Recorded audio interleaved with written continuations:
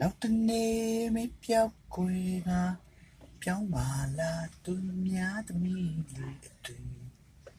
ဒါကြောင့်ခွင့်တင်လို့ပြိုဆုံးလေးခုလေးမေးချင်းကကြမ်းလာလာငယ်ငယ်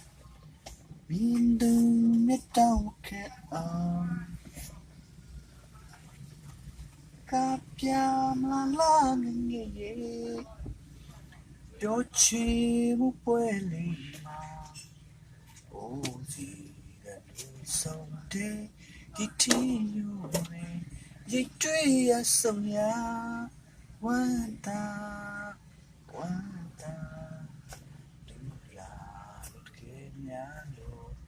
ပတ်တောင်ပေါပုံပြီးကိုလာငယ်ကြီးမြင်လည်းပဲရှိမယ်သူမမြင်လည်းပဲကူလာတော့တော့မအိမ်ရိပ်နဲ့ရိတ်တီဒါကြောင့်ခွတ်တင်လို့